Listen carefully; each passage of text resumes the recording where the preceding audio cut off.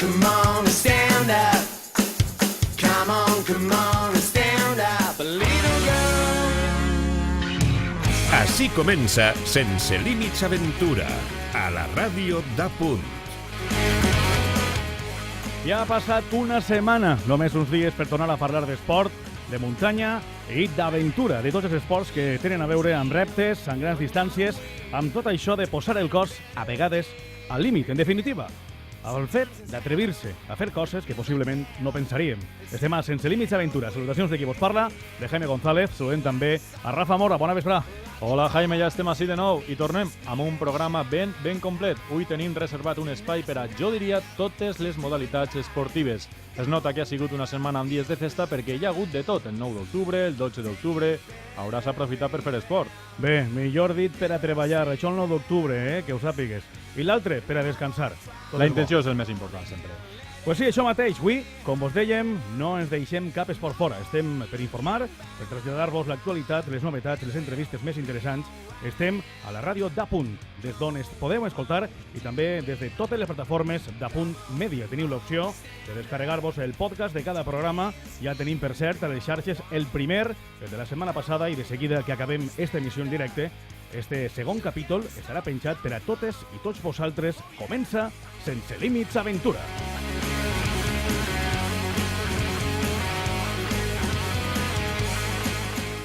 Recordeu, estem en la ràdio, però també tenim el nostre portal web on podeu seguir l'actualitat dels esports d'aventura i de muntanya, www.senselimitaventura.com, i on cada dia anem publicant notícies i reportatges. Per ara estem així, en A.Radio. Sí, i com deies abans, avui parlarem de trail, però també d'alpinisme, de BTT, també de triatló. Entre les seccions d'esta setmana farem l'habitual ullada a les notícies setmanals més destacades. Repassarem l'agenda del pròxim cap de setmana i fem una extensa entrevista esta setmana a tres bandes. Parlarem dels nostres clubs i alguna cosa més. Sí, perquè entre els experts que ens acosten a les diferents realitats de la muntanya i l'esport, avui comptem amb Darío San Miguel. Darío ens parlarà sobre temes relacionats amb la salut. A veure què ens conta avui Darío. Ja ho vam dir la setmana passada i ho volem repetir perquè quede bastant clar. Cada programa tindrem un expert. La setmana passada ens va acompanyar Paco Badia per parlar-nos de la ruta de BTT pel barranc de l'Encantada i esta setmana és el moment de la salut, de la mà de Darío San Miguel. En les successives setmanes tindrem diferents experts que parlaran de matèries diverses. Aproximadament una vegada al mes estaran amb nosaltres per donar-nos un altre punt de vista de l'esport i tot allò que l'envolta. Avui, pel que fa al programa, se n'anirem a Bocairent, o millor dit, vindrà Bocairent així, de la mà de tres protagonistes que organitzen una prova, una marxa cicloturista, només per a dones. Estaran així les dones visibles, amb B alta de bicicleta, però tenim l'actualitat també, resultats, l'agenda del cap de setmana i alguna sorpresa que vos agradarà de segur. Esta noche es lo peor, de temperatura y de viento, 95 km por hora. Ponen menos 44. Es el mayor reto de mi carrera deportiva. O sea, que prepararos. Ay, qué cerca se ve, pero qué lejos está. Qué difícil va a ser. Este que escolteu és Àlex Chicón, un dels muntanyers més destacats que tenim a Espanya avui en dia. És un so real, un fragment d'un dels reportatges que s'ha fet dels seus dos intents per pujar l'Everest en hivern i sense oxigen, el més difícil encara. Com deien, és un fragment d'un dels documentals que el mateix Chicón s'encarrega d'anar exhibint i rodant per tota Espanya. El passat cap de setmana, Àlex Chicón, este muntanyer basc, va estar a Beneixama, coincidint amb la Solana Trail, i allà, com no, aprofitarem des de Sense Límits Aventura per parlar amb ell. Ara després escoltarem què ens va dir el que està considerat com el millor alpinista espanyol del moment, però vos deixem la salutació que ens va fer. Que ánimo, que lo importante es estar ahí, es tener ilusión y sobre todo que el principio es lo más difícil y una vez que los oyentes ya se asienten, pues seguro que larga vida, ¿no? Y un abrazo enorme para todos los amigos de Sense Límits Aventura d'Apunt de Ràdio. I espera, Jaime, que anem a pujar el nivell un poquet més. Tenim un altre amic esportista que ens vol saludar. A veure si coneixeu a este. Hola, soy Luis Alberto Hernando y quería mandar un saludo a Sense Limits y nada, nos alegramos mucho que volváis a la radio y estaremos pendientes. Un saludo. Ni més ni menys que el gran Luis Alberto Hernando, el triple campió del món de trail, vigent campió del món, així al costat, el Penyagolosa Trails, de la passada edició. La veritat és que un plaer que els més grans del trail i de l'alpinisme estiguen amb Sense Límits Aventura. I amb Luis Alberto Hernando anem a obrir, com cada programa, les notes de la setmana.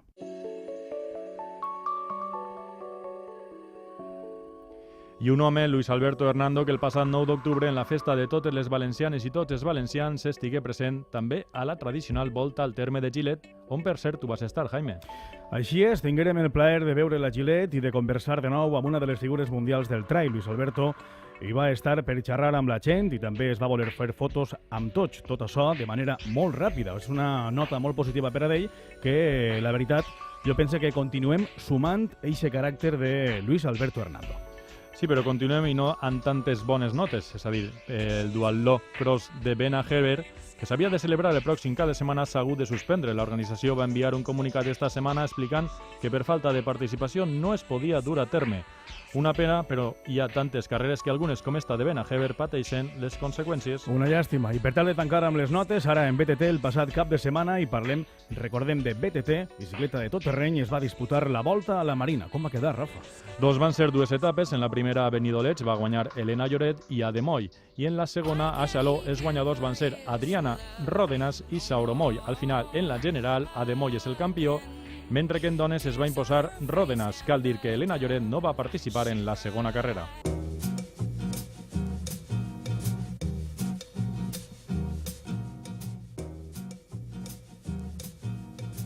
Agenda d'aventura. Anem ara a fer una ràpida ullada a l'agenda del pròxim cap de setmana. I comencem pel trail. Destaquem sobretot la pujada del Pic de Xelva, una cita ineludible per al pròxim cap de setmana. A més, una cita destacada arribarà a Villena. El pròxim diumenge també es disputarà la 8a edició de la mitja marató Penya Rúbia, 27 quilòmetres de prova reina i 9 quilòmetres per a l'Sprint Trail. També es podrà fer en modalitat senderista. Irene Gil, del Club Trail Villena, organizadora de la prueba, ens dona més detalls. La prueba discurrirá en todo momento por los bellos parajes de nuestra sierra de Peñarrubia, como la Huesa Tacaña, el collado de Peñarrubia, la subida por el Corral de Tadeo hasta la hermosa cresta de la Serra Alfrare y atravesará el Alto del Cuervo, las peñas del Contador y las peñas del Pupul. Y estamos seguros que nuestra 8ª media maratón Sierra de Peñarrubia no decepcionará a ningún amante del trail. També tenim competicions de BTT el pròxim diumenge 21 d'octubre i de les importants parlem de la Malacara de Siete Aguas, una carrera de l'Open de la Comunitat Valenciana amb la presència de bikers de luxe com el local i corredor de la Copa del Món Sergio Mantecón o el mateix Carlos Coloma, a més de Sandra Santañez. José Félix Fuertes del Club BTT Siete Aguas ens parla de esta cita. El Club BTT Siete Aguas organizamos nuestra 6ª edición de la Malacara con la clásica marcha cicloturista que este año tendrá unos 40 kilómetros con 900 de desnivel y además este año entramos en el circuito de Open de Cross Country Maratón de la Comunidad Valenciana, siendo la prueba que cerrará la temporada con un recorrido de unos 75 kilómetros y 1.800 de desnivel acumulado. Recorriendo pues parajes de gran belleza y gran valor natural como Vilingordo, gran parte de la Sierra Malacara, que es la que da nombre al evento, Cantacucos, Rincón de las Beatas, la Falda de la Nevera y para entrar por el río al pueblo de Nuevo. I per tancar l'agenda més destacada, arriba Alicant de Gandia. Contes, Rafa, què consisteix esta prova? Alicant parla de llarga distància i de fet és campionat autonòmic de llarga distància a més de puntuable per a la Copa No Drafting de la Federació de Triatló de la Comunitat Valenciana. Es tracta de la distància Ironman, però sense la marca Ironman, és a dir, 3,8 quilòmetres de natació, 180 quilòmetres de ciclisme i la marató, 42 quilòmetres de carrera a peu.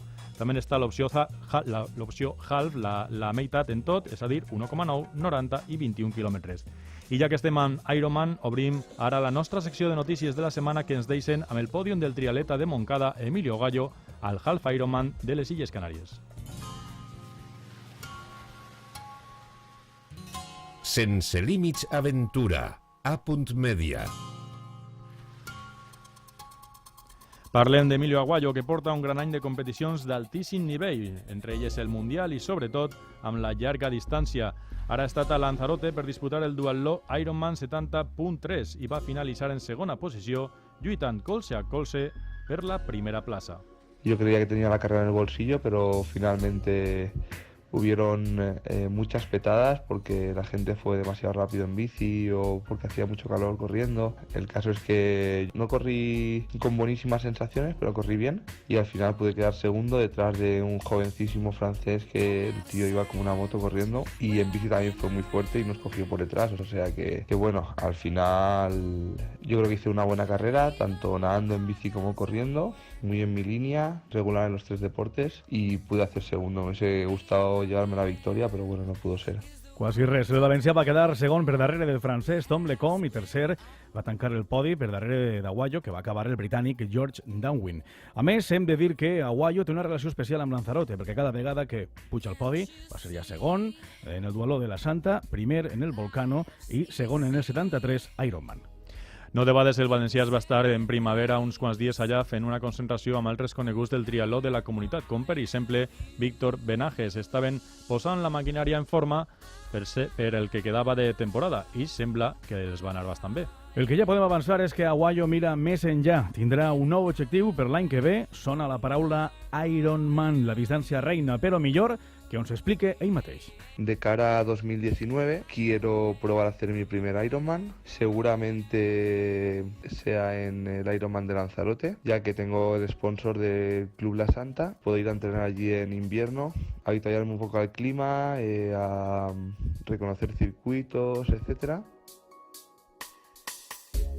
Es una carrera que me puede ir muy bien, porque es una carrera con calor, humedad, con mucho viento. Es un poco dura, de las más duras del circuito Ironman, según dicen la más dura del circuito Ironman en cuanto a desnivel, pero yo soy un tío que soy pesado en comparación con otros triatletas, peso en forma a lo mejor 78 kilos, cuando hay gente que a lo mejor está rondando los 60, pero bueno, no solo hay que subir, también hay que bajar y eso me favorece, y en los tramos más llanitos con viento en contra, pues creo que también tengo una buena posición aerodinámica en la bici, creo que también me favorece.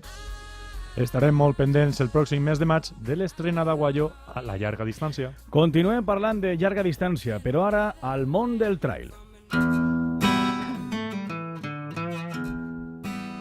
Anem ara a parlar de Forna i de la Botamarges. És una carrera de gran renom i volem explicar com va anar la seva edició número 10. Tu vas estar allà, així que tu diràs què et va semblar. Com sempre, un ambient espectacular, una màgia increïble. En hòmens es va imposar Juanjo de Los Ángeles i ho va fer amb solvència, més de 10 minuts sobre el segon, que va ser Jaume Lara.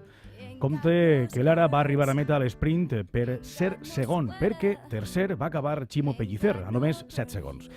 Ens conten com van viure la carrera els 3 protagonistes. Bueno, és una carrera que li tenia un poquet de ganes perquè mai m'havia eixit bé, per unes voltes perquè m'ha perdut, altres voltes perquè per lesió i altres perquè no he estat en forma i la veritat que la preparava i jo he eixit al meu ritme. Baixant el primer tramo he agarrat els primers i després m'han anat Andrés i un altre xic. Hem anat els 3 prou de rato, després 2 i jo anava a la meva marxeta. La veritat que jo anava al meu pols i bé. Hem estat molt junts des de l'eixida. El primer se n'ha anat en el 42, l'han perdut i al final s'han quedat els 3 més a propet i al final, pues mira, el desenllaç segon i molt agraït. Pues ho he donat tot hasta l'última hora. L'he vist els últims quilòmetres, l'ha agarrat, però el tio en un parell d'ous m'ha aguantat, intentava aguantar-me i a l'última hora ja és que ja anava més 2 molt justes de forces i en l'última baixada pues, m'ho he enjugat a l'esprint i ell ha sigut més fort que jo i res. Dona tants quilòmetres, dona por a molt i hem anat remuntant. A Juanjo ni l'hem valorat, ha arriscat i l'he bé la jugar, els que quedem i hasta l'última gota d'energia hem donat. Bé, escoltàvem en primer terme a Juanjo de Los Ángeles, en segon terme escoltàvem a Jaume Lara, a 3 triatletes importants que ara també es passa al trail, i en l'últim lloc, l'últim en parlar era Chimo Pellicer. En dones, el triomf va ser per a Patricia López, amb 8 hores 44 minuts, seguida per Lucía Martínez, que va arribar quasi 30 minuts després, i Nicole Zucchini, que va acabar tercera. Va ser esta una edició molt especial de la Botamarges. Complia 10 anys la carrera i això es va notar en tot el que va passar allí a Forna. Parlant de trail, una altra de les històriques, la Penyagolosa Trails, que és notícia. Doncs és notícia perquè esta setmana s'ha fet oficial que l'Ultra Trail World Tour, que és el principal circuit de carreres del trail de llarga distància de tot el món, això és, amb més de 100 quilòmetres, inclourà la prova castellonenca en el calendari de 2019. I per què és important, o molt important de fet? Doncs perquè en este calendari hi ha 21 carreres seleccionades de tot el món i dues són espanyoles. Una és la Transgran Canària i l'altra el Peñagolosa Trails. Les dues pugen un escaló i milloren, per tant, la seva presència internacional. I això és molt important perquè d'esta manera el Peñagolosa Trails, que se celebra el pròxim 13 d'abril, estarà un escaló, però podem dir-ho així, d'Ultra Trail World Tour. Això és una prova d'èxit que va suposar dins de l'organització del Campionat del Món d'este trail del 2018. Agafar ara este nivell suposa que la carrera de Castelló canviarà els punts que donarà als participants. Això vol dir que la puntuació pujarà dels 400 als 700 que rebrà el guanyador. Significa, en poques paraules, que els millors i les millors corredores voldran vindre a disputar esta prova de la comunitat. S'ha de fer trail, però amb coneixement i tenint cura de la nostra salut. D'això anem a parlar de seguida.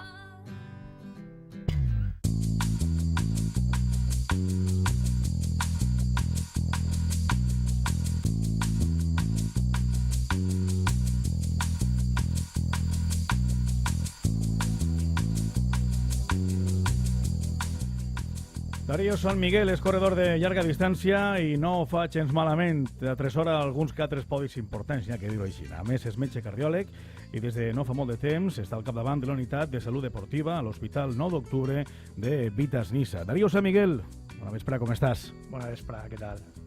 Que bonico eres de prova Benicio Suís Blaus, eh? Que avui estàs així trencant cors, eh? Després veurem per què passa. Darío, com sempre, benvingut. És un tema que hauríem de tractar per curar-nos en salut, sobretot certificats de carrera, reconeixements mèdics. Podran conviure els dos i simplificar la vida dels atletes. De tot això és el que volem parlar a continuació, Dari. La veritat és que la primera pregunta per trencar el gel, quin és el problema que existeix avui en dia, no? Quan uno vol fer-se un reconeixement? Home, el primer problema que n'hi ha, jo crec que el més important, és que la gent pues, confundís entre el que és un certificat mèdic per a competir i el que és una revisió com a tal, no? Entonces, la gent pues, no té molt clar, no? Tots sabem que si molta gent vol competir en moltes carreres que n'hi ha ara en Espanya o fora d'Espanya, pues, te demanen des de les organitzacions uns certificats mèdics, no? I la gent confundís que aquests certificats mèdics pues, és com que uno és apte per a competir. I per altra banda, pues, n'hi ha que parlar de lo que és una revisió mèdica que no té res a veure en el que és un certificat. Entonces, existeix una controvèrsia i n'hi ha que informar bé als esportistes de que són dues coses diferents. I tu, com a metge especialista, què recomanaries?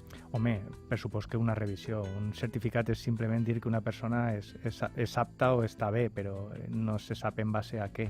Entonces, n'hi ha una confusió i després pues, n'hi ha molts problemes perquè molta gent es creu que quan té un certificat pues, és apte per a fer una competició. Són dues coses diferents.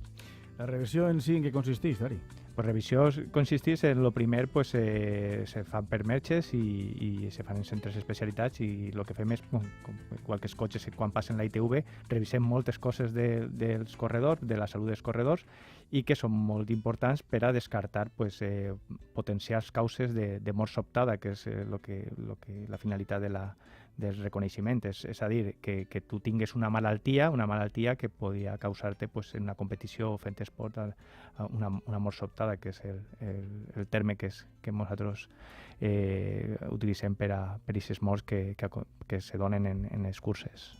Eixa revisió, quines proves someteu a l'esportista? Pues lo primer és fer una història, que mos conte ell, els antecedents. Això és molt important, perquè molta gent ara s'ha posat a córrer en 40 o 45 anys i s'ha tirat 20 o 25 anys sense fer esport. Entonces és molt important els antecedents, no? Si ha fumat, si ha tingut sucre, si ha tingut la tensió alta, colesterol, sobrepès. Això és el més important i, a més, si té antecedents familiars, si n'hi ha algú en la família que fent esport pues, ha tingut algun problema o si n'hi ha algú en la família que té problemes de cor, això és molt important, més que les proves en si és el que ens compta, o a vegades els corredors pues, tenen problemes que ells no li donen importància perquè creuen que són normals, com pues, igual tenen una molèstia al pit que no li donen importància, unes palpitacions, qualsevol problema, això és molt important perquè nosaltres pues, ja podem anar a buscar quin podria ser la causa. A vegades és més important el que ens conta el corredor que el que diuen les proves. Les proves que fem nosaltres són proves, primer, molt senzilles i anem agarrant complicitat en funció del que anem trobant. Si les primeres proves que són més senzilles són normals, pues no fem més proves més complicades. Les proves que fem són un electrocardiograma que bueno, això és molt comú i en centres de salut i en els hospitals pues, això sempre se fan. Una ecografia, que és l'ecografia és el mateix que fan les embarassades, que és mirar pues, el cor per dins, si n'hi ha algun problema estructural, si alguna vàlvules funcionen mal. I finalment fem la famosa prova d'esforç, que molta gent confundís en què uno passa una prova d'esforç i estiga bé. La prova d'esforç és una part més molt xiconina dins de totes les proves. Ja dic, és més important a vegades el que ens conta i els antecedents dels corredors que la prova d'esforç. Entenc, Darío, que l'experiència de l'esportista és molt important. Després les proves que feu, però conta'ns quan tireu darrere un esportista que digueu no pots passar, no estàs preparat? Perquè no estiga preparat, nosaltres no podem tirar a una persona. Una altra cosa és que nosaltres trobem una potencial causa de que aquesta persona pues, tinga un problema mèdic. Nosaltres no podem dir, tu no estàs per córrer un marató, podem dir, en les proves són els resultats que tu tens, està molt justet per córrer, però no podem prohibir. Però sí que podem recomanar. Aconsellar-los i sobretot quan una persona té algun problema mèdic molt important i que pot desencadenar una mort durant la pràctica d'exercici, nosaltres li donem no apto, o a vegades pues, n'hi ha una situació intermitja que és apto condicionat a més proves que n'hi ha que fer. És a dir, normalment el 95% o el 97% de la gent que passa per la unitat acaba en apto per a la pràctica deportiva competitiva. Nosaltres les revisions són per fer esport però competitiu.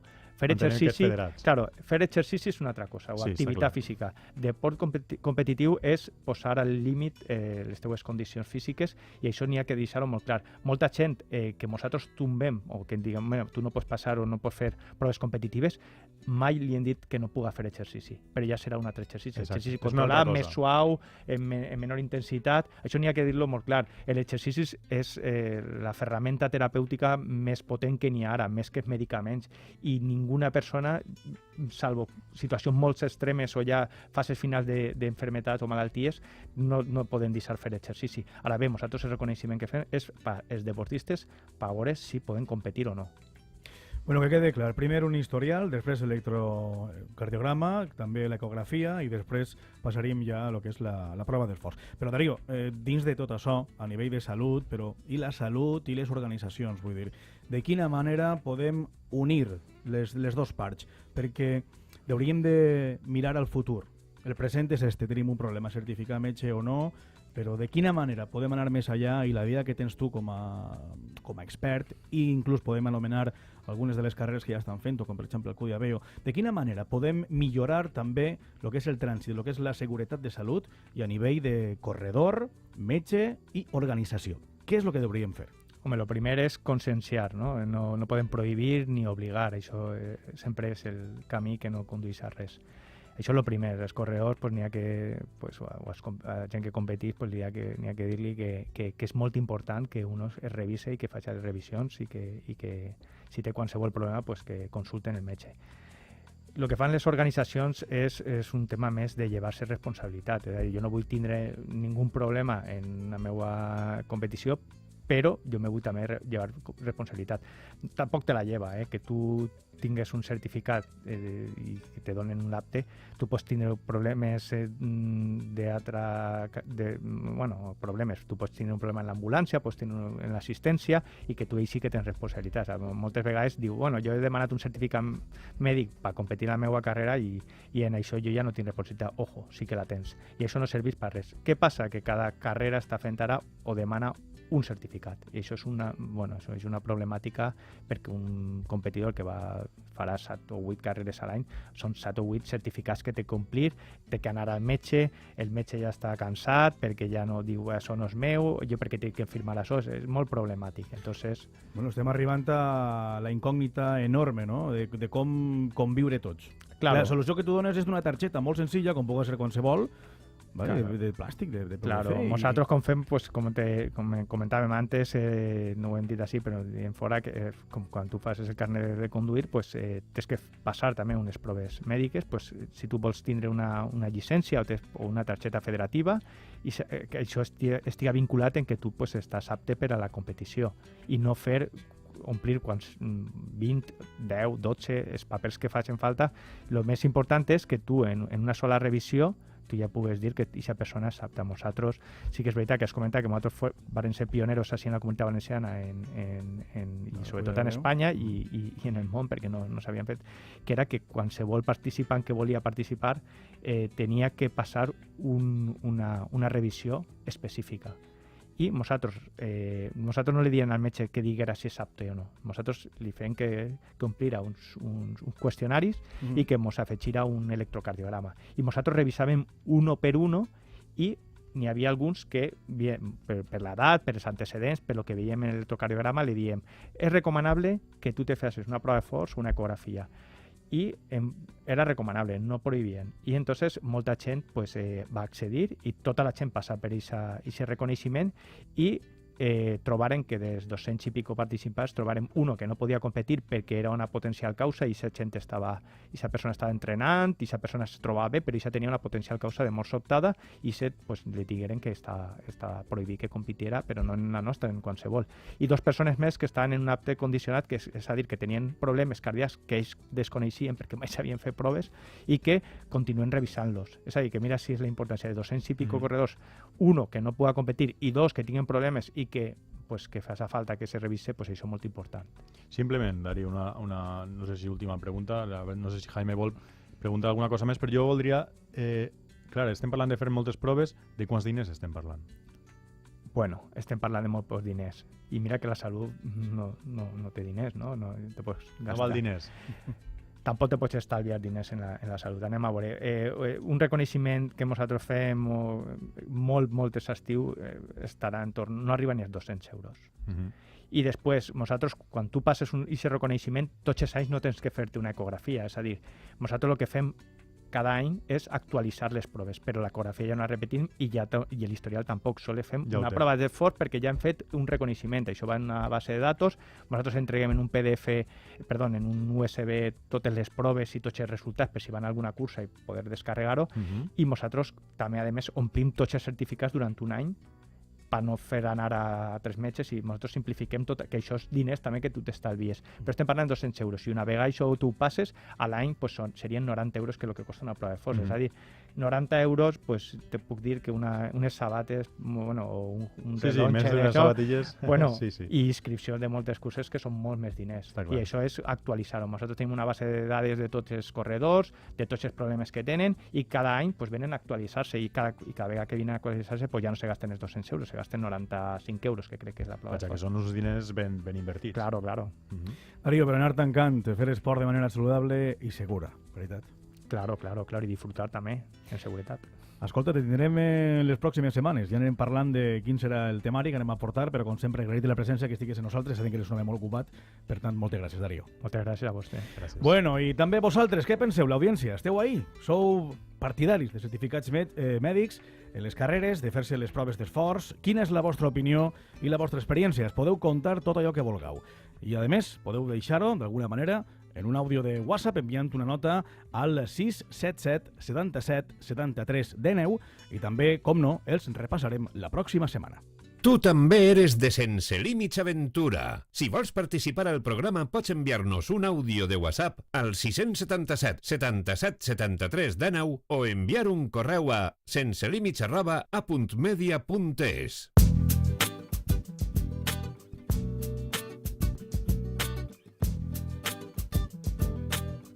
Sense Límits Aventura. A.media. Novetats, com veieu, ara anem a obrir també una secció nova que anirem polint programa a programa, però volíem fer ja perquè volem parlar de tots els esports i l'orientació també té cabuda. Per això hem escollit una esportista anònima d'un club de la comunitat que respondrà a les nostres preguntes, a més, que es presenta ella mateixa.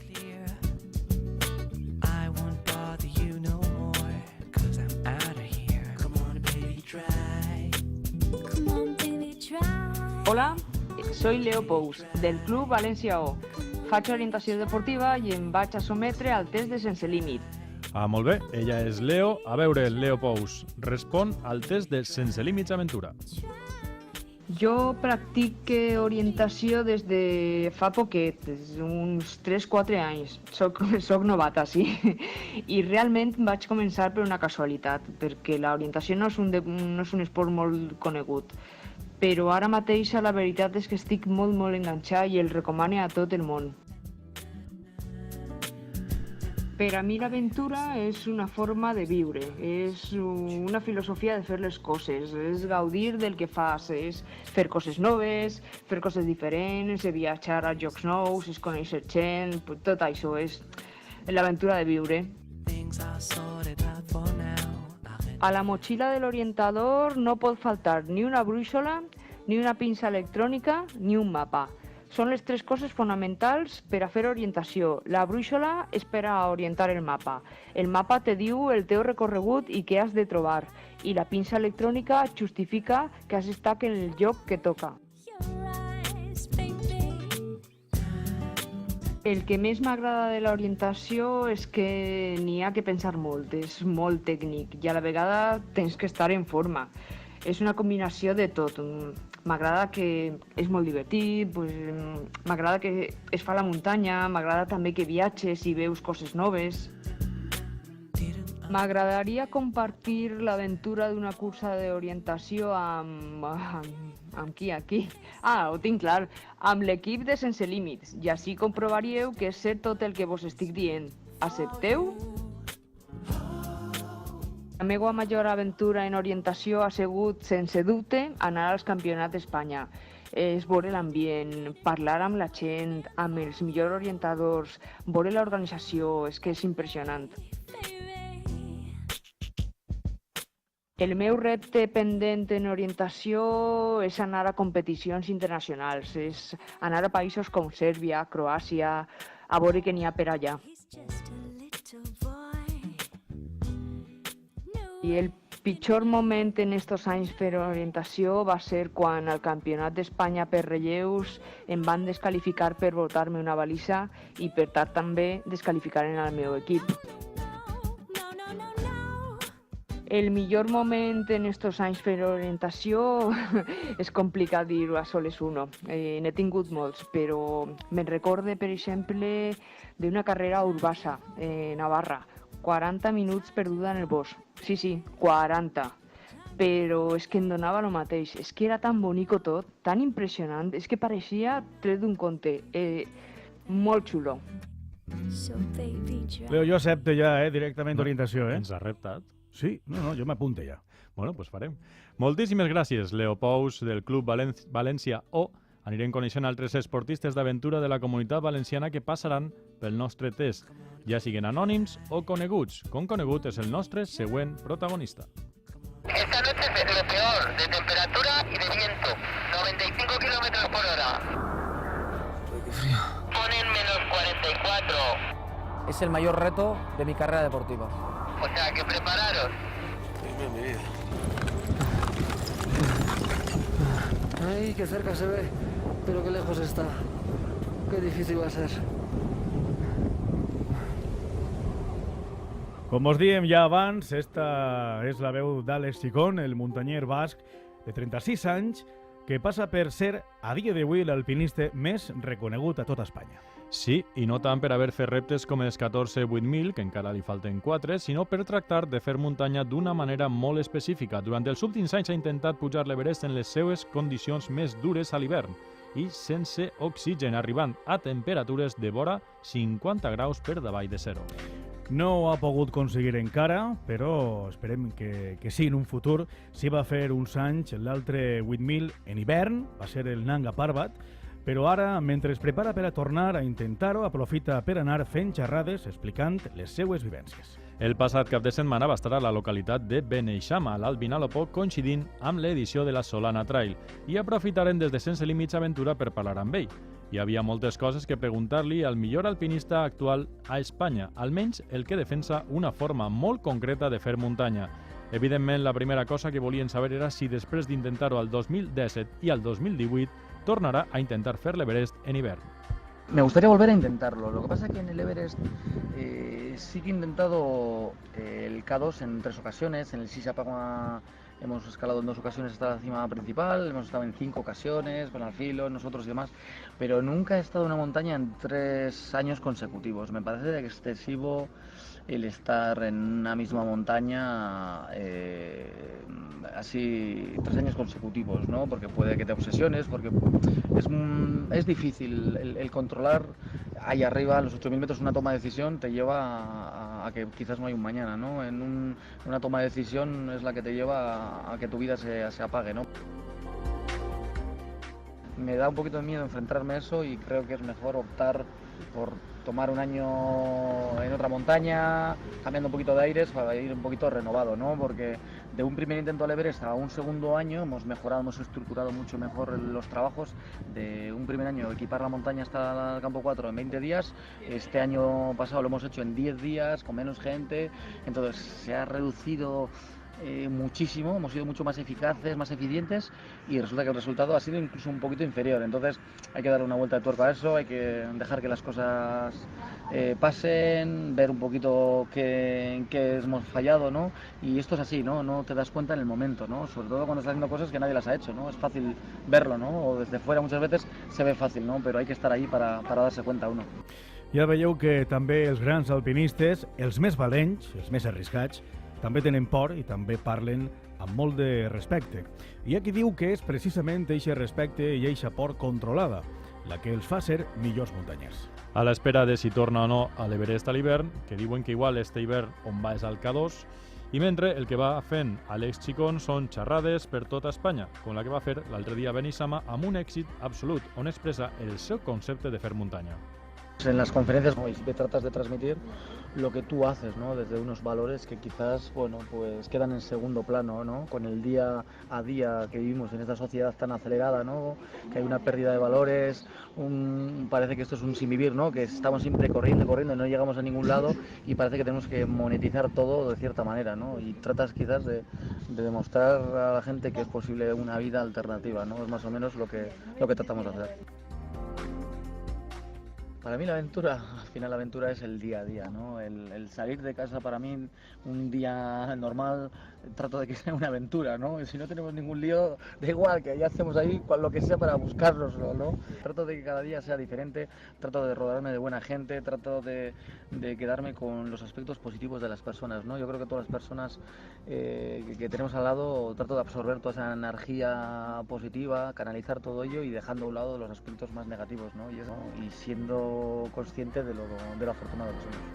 L'aventura és el dia a dia, ja siga a l'Everest o a qualsevol racó de muntanya que tinguis al costat. El que importa és saber disfrutar-la. I això fa Àlex Chicón, que aprofita aquestes xerrades per anar empapant-se de la geografia espanyola i també de la valenciana, que ja ens ha visitat més d'una vegada.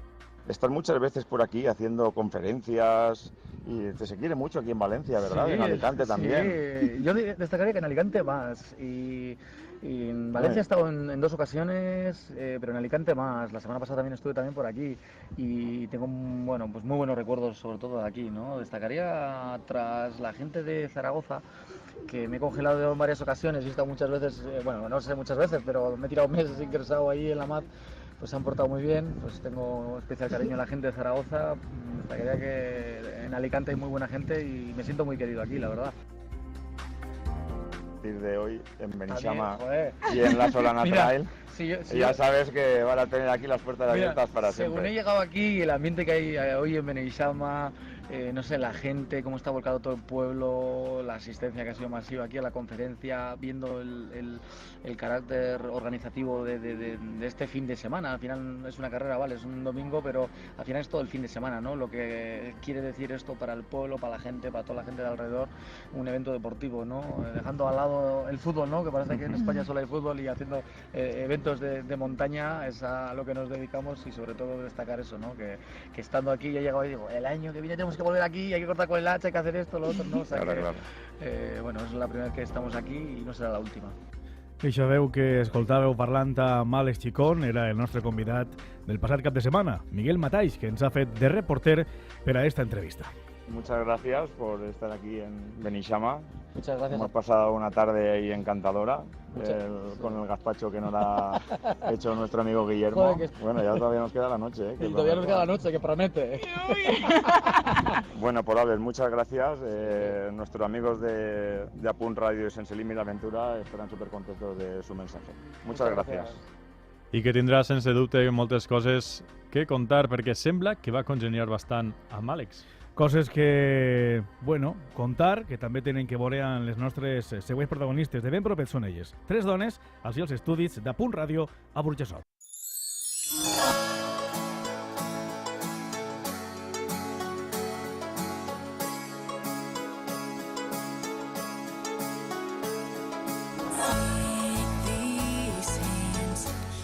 Bé, ja les tenem així als estudis, estem parlant de dones visibles. Elles són Maria José Silvestre, bona vesprada. Bona vesprada. I enhorabona, Premi Sense Límits Aventura del 2016. Gràcies, moltes gràcies. Que bé. Encarna Sanz, bona vesprada. Bona vesprada, Jaime. Com estàs? Molt bé. Bien? Sí, molt a gust. I també a la nostra esquerra tenim a Júlia Molina. Júlia, què tal? Hola, bona vesprada, molt bé. Rafa, aquestes dones que venen així, que ja porten un ratet amb nosaltres, qui són? Pues són membres del Club Ciclista Dones Visibles i fa molts quilòmetres. I jo començaré amb Maria José, que quantes vegades has fet una foto acá de quilòmetres, 500 quilòmetres en el ciclocircuit en 24 hores? Sí, en concret van ser 574. Que no és poc, vull dir, són 70 més. Quasi 600. 74 més. Quasi 600. Molt bé. Ho ha fet dos, bueno, des de la primera edició. Primer ho vaig fer en duo i després vaig fer 3 vegades més. En total ja porta 4 anys fent-ho. I això imagina, parant, perquè s'haurà d'anar a fer les seves coses, a veure, a tot, no? Sí, jo, bueno, tinc una programació. Cada 2 hores tinc que parar a Perauia perquè me s'acaben els botellins i tinc que anar a Perauia. I després intente fer les parades mínimes perquè les rivals estan en continu moviment i estan fent quilòmetres. No para ningú. Correcte. Maria José, m'han contat una historieta que podíem contar, no? Tenies animadores. Vaya, i una d'elles està així. Bueno, a veure, Júlia. Bona vesprada. Pues fa 2 anys vam anar a animar a Maria José. Ella és de la fila de Suavos, i igual que jo, som una colla de 20 i tantes persones. Vam dir, va el repte, nosaltres també, però clar, no podíem passar desapercebudes. Se'n vam anar en la boina del traje de Suava, a animar-la, la pancarta, la boina a posar i 50 graus que caien en la pista aquella de Chester. Bueno, són històries que conten les nostres dones visibles. Sí, parlem del Club Ciclista Dones Visibles, que especialment parlem perquè organitzeu la marxa cicloturista Dones Visibles, que és només per a dones. És a Bocairent i és a meitat del mes de setembre, si no m'equivoque. Sí, bueno, hem anat canviant la fetxa, perquè estem buscant una fetxa que quadre dins de totes les competicions que se fan a nivell nacional, pues que quadre dins del calendari i que no trenque per tindre més afluència de xiques ciclistes a la nostra prova. Com naixeu? Per què naixeu? Amb una necessitat de... Bueno, pues la idea la tenia de fa temps. Lo que ho vaig comentar en un amic que tenia aquesta idea i ell va ser el que em va espentar i em va dir fes-ho, no t'esperes a més, fes-ho. Perquè tenia tots els condicionants i tenia al voltant un grup de gent que podia ajudar-me i va dir, tira endavant, i així va ser. Bueno, això és la part positiva, però hi havia gent que havia pregut el cap. Sí, algú m'ho va dir. Algú m'ho va dir. Però bueno, vau començar amb molt poqueta gent i ara mateix esteu en un centenar, un poc més de gent. Explica'm una miqueta l'evolució com ha sigut. Sí, van començar 14 xiques. La primera edició va ser molt ràpida, es va crear en apenas 2 mesos. La següent ja vam augmentar a 80. Ah, molt bé. Perquè van crear més difusió a la prova. La tercera edició vam augmentar a 90 i enguany han passat la barrera de 100. Enguany sí que el temps no ens ha acompanyat massa, però al final ha sigut una participació bona perquè menys d'un 10% no ha participat. però estem satisfetes de lo que hem aconseguit. Enguany un centenar, si no m'equivoque. Sí, han passat de 100. Suposa que a partir d'ara la intenció és fer créixer la marxa, perquè el que és evident, el que si algú la busca en YouTube o busca informació sobre dones visibles, és evident que les dones que participen estan totes supercontentes. Sí. Vull dir, que feu una bona feina i que la gent repetís, però ara és donar un pas, entenc, no? Sí. Totes estan contentes perquè estem fent una prova que en realitat no se fa en ningú lloc. A veure, esta prova està feta per dones i pensar per dones. Jo crec que és uno del hàndicap que... Bueno, del hàndicap tampoc, però és un dels potencials que tenim nosaltres en la nostra prova, perquè sí que se fan marxes cicloturistes per ahir, però jo crec que el tracte que es fa en la nostra marxa, els condicionants que es posen en la nostra marxa, intentem a la volta també alguns mateix a la policia, la Guàrdia Civil de Tràfic, era dona, també volem potenciar també dis-me tu la paraula. Diguem que aprofiteu el que és la marxa per treure la figura de la dona i reivindicar-la, no? A tots els nivells, vull dir, no només en el tema ciclista, sinó que tota la gent que també envolta a lo que és en si la marxa. Així és. Bueno, m'agradaria fer també una pregunta, no sé si a Júlia ho encarna. Este moviment social es dona perquè vegeu que realment no hi ha molta difusió en quant a l'esport femení, no? Quines són les raons principals per les quals feu això? Bé, doncs volem potenciar sobretot perquè la dona s'incorpore a fer deport, siga ciclisme, senderisme, atletisme, el que siga, perquè la dona també té dret a poder disfrutar de fer atletisme en un nivell alt. Jo crec que la dona moltes vegades, quan ja és mare, deixa de fer esport perquè, per mi, crec que es pot organitzar tot. És una excusa igualment el que hagis tingut un bebè, perquè temps, si a tu t'agrada un esport, pots continuar fent-lo estupendament. I tot és això, que ens agrada fer esport. I quin és el paper, Maria José, de l'esport femení en l'actualitat? Com el vegeu? El paper de la dona actualment no està visibilitzat. Creiem que en la creació d'esta marxa cicloturista volem fer també volem crear una marxa i que es visibilitzi. I volem iniciar una oferta inexistent en el calendari nacional. Actualment no se fa ninguna prova en Espanya d'aquestes característiques.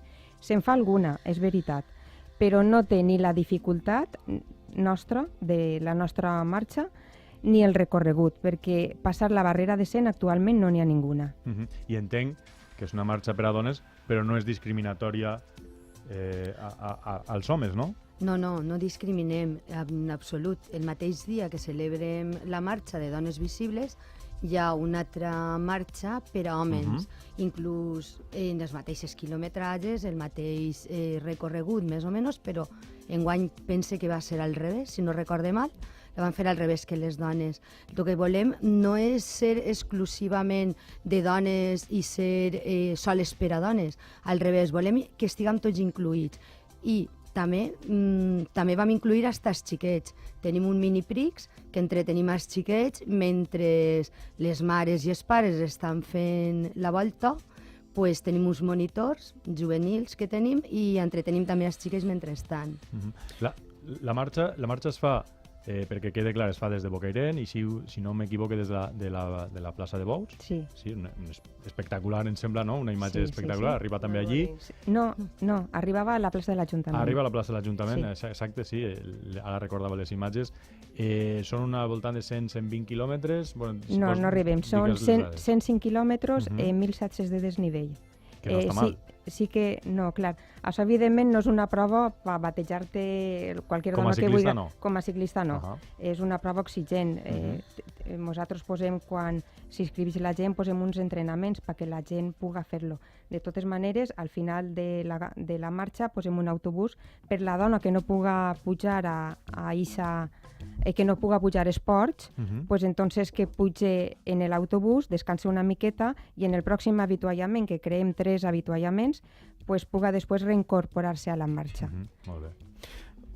Tornant abans, comentava Encarna el tema, la problemàtica, entre cometes, de ser mare, no? El vostre cas ha sigut així, no? Ha sigut així. Heu tingut problemes a l'hora de, després d'haver sigut mares, incorporar-se a trobar volta a fer bicicleta? En el meu cas, personalment, no, perquè jo sempre he fet esport i per mi no era ningú problema tindre els nanos. Ja m'organitzava i m'encontrava, o sigui, buscava el rato per a poder fer-ho. I jo dic més que res per tot això perquè jo sí que tinc companyeres ciclistes que sí que està passant. I veig el que estan patint perquè no poden practicar el ciclisme. Realment, és de veres, és que, no sé, jo crec que sí que es pot fer, vamos, que es pot fer. Pregunta trampa. Les vostres parelles també fan ciclisme o és una... Sí, la meva parella fa ciclisme. Jo, per exemple, vaig començar en bicicleta de muntanya i d'ahir va vindre tot. És més, la meva teràpia va ser una teràpia personal perquè jo vaig tindre un bebè, se va morir i jo vaig pensar, tinc 2 nanos més, tinc que fer algo per els meus nanos. I ens van comprar una bici de muntanya amb home i jo i això va ser la meva teràpia, realment. Quina manera també de descomençar, fer una cosa que ningú vol, des de luego que sí, van aprendre a rodar i fer-ho d'una manera també molt bonica, no? En la natura. Jo volia introduir un tema perquè sé que María José esteu molt damunt d'intentar fomentar, expandir la marxa cicloturista. Jo crec que heu fet passos de fins i tot acostar-vos a institucions, no sé si a la Federació de Ciclisme Espanyola, de la comunitat. En quina via esteu treballant? Pues a la Federació Valenciana hem tocat i tota la paperassa que ens ha sol·licitat li l'han presentat i bé. Però volíem estar dins del calendari nacional de les marxes cicloturistes.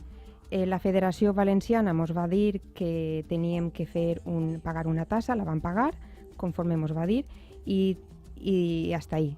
I després no vam tindre resposta. El cas és que nosaltres ara mateixa li hem demanat, perquè no estem contentes en la Federació Espanyola de Ciclisme, han demanat una entrevista en José Luis López Cerrón, el president, i hem recibit una proposta que enviem nosaltres el nostre projecte de la nostra marxa per tindre una entrevista. I la cosa s'ha quedat ahí. I s'ha quedat ahí. Entonces nosaltres el que volem és una entrevista en ell, no que presentar el nostre projecte i volem parlar en ell. Per introduir un calendari i que no passe i que no hi hagi duplicitats i coses d'estes. Correcte. Està clar. Bueno, esperem que la resposta siga immediata i que siga, sobretot, positiva. No tenim temps per a més, per tant, tan sols agrair-vos la vostra presència. María José, moltes gràcies. Moltes gràcies a vosaltres per la feina que esteu fent en el tema de l'esport de la dona. Te ho agraïm també nosaltres a vosaltres. Encarna, bona vesprada. Gràcies. I Júlia, el mateix, gràcies per estar amb nosaltres. A vosaltres per convidar-nos. Moltíssimes gràcies. Bé, fins ací ja, sense límits, aventura. Xiques, gràcies per estar, però tenim que donar gràcies a moltíssima gent. Entre ell el nostre tècnic, Manolo Palamar, però primer vos voldria donar 2 pinzellades per saber com i de quina manera esteu que ficar en contacte amb nosaltres.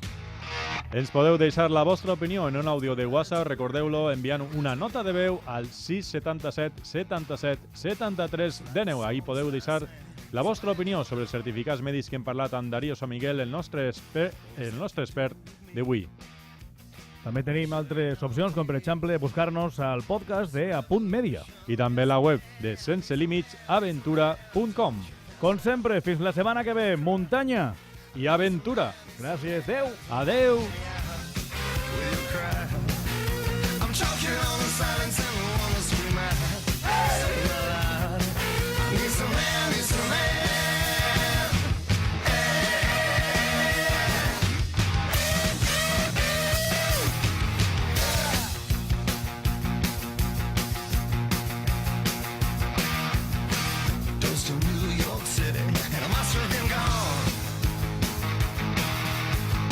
Stuck in a